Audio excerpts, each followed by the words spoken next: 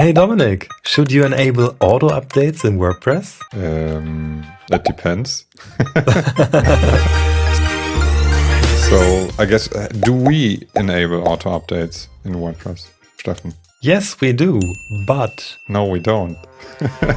What? We don't? No. Oh, wait. Right. Okay, we don't. We got to distinguish here, probably. Not the WordPress auto updates, but we do automatic updates. Yes. I think it's been a long discussion or a long way where WordPress has ended up now. But you can have all the plugins and WordPress core and all the themes, like basically everything that you have installed in WordPress, you can have auto updated by WordPress itself. So you can just say, okay, I want to auto update. So whenever something new is released and is compatible with your setup, then stuff will get updated on your website, right? And this is, for most people that use WordPress, I think the best way to go.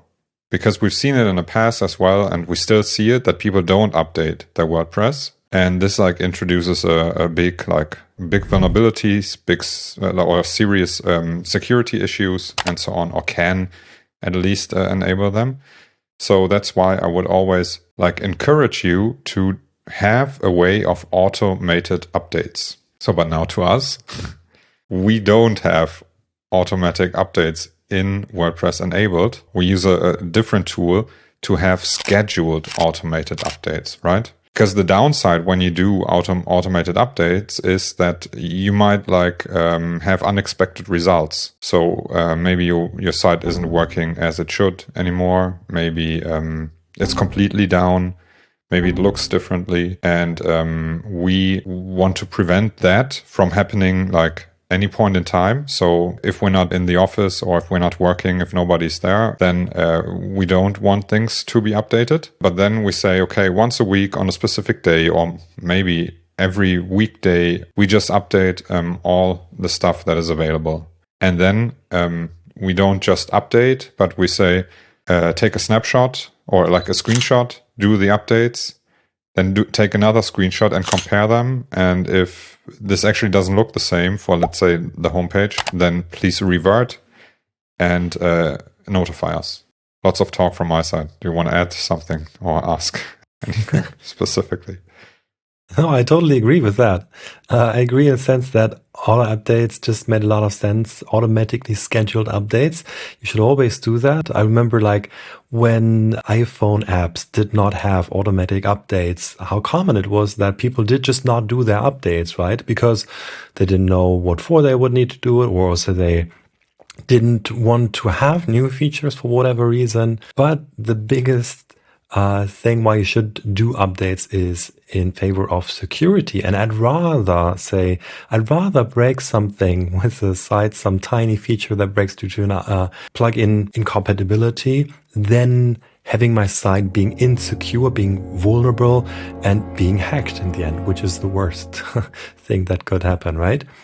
And if you want to protect yourself from these kind of issues that things will break without you knowing, well, then there are at least two ways you can do that. First, you run them on a schedule, right? Like we do with some kind of external software, and then you are available and you check the site. But also, second, to help you with that, you should have some kind of automatic tests, like visual regression tests. That's also a plugin that we created for WordPress, and it's free.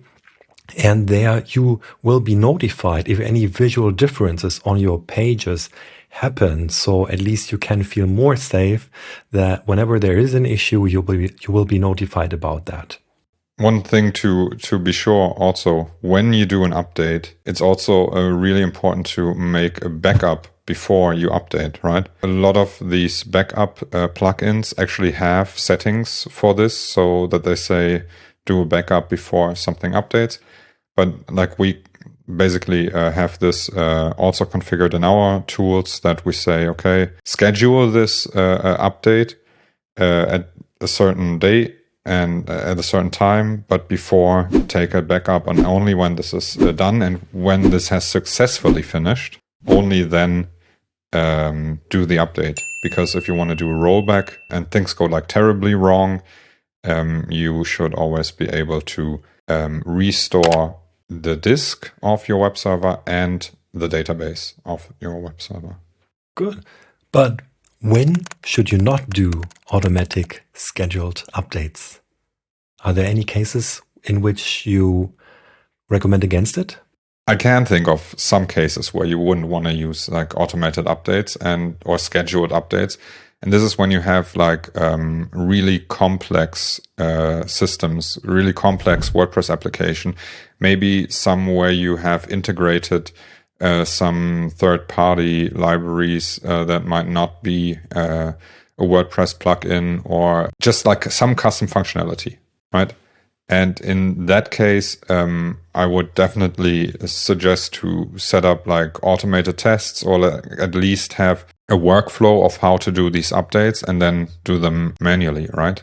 Like this would be one case. Or if you have a complex deployment system with like auto scaling and things like that, and you have everything in like containers or like some other infrastructure where you do things via or install plugins via Composer, for example. In these cases, it's also, of course, you can like create a job that will automatically update your dependencies for you. But I'd rather have that be done manually with like conscious decisions about what to update and what not to update, right? But then we get into really like also the realms of like highly complex systems, and depending on a budget or on like best practices, even those, if you have a good test suite with like automated tests running against the staging environment or like a testing environment, when you have this set up properly, even in those cases, you might rely, and you might even have a better like feeling of security when you do automated updates than via this like CI, CD, whatever service.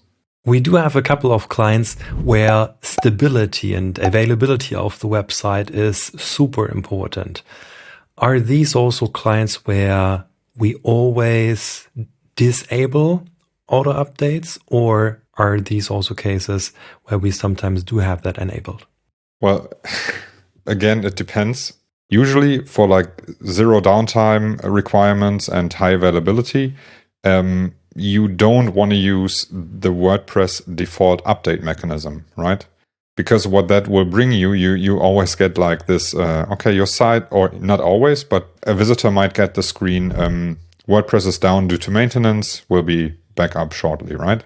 And you always want to minimize the chance of something like that being there. That's why in these cases, there's some form of like zero downtime deployments that we use, either like in a normal server setup where we basically symlink new releases, or we upload like the entire updated code base to a new folder in the on the server, and then just make a symlink to the new one when we want to deploy, when everything has been uploaded and configured.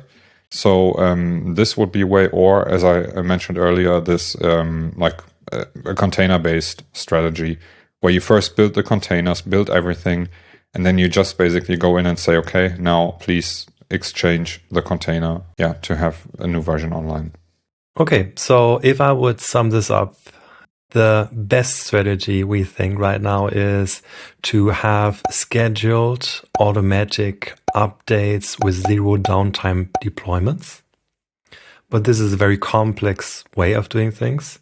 The second best way is to have scheduled updates via external tools, which also do specific backups right before the update. And then the third best option that you still should always consider, if none of the others can be done, is activating auto updates within WordPress. Yeah, I guess that sums it up. Great.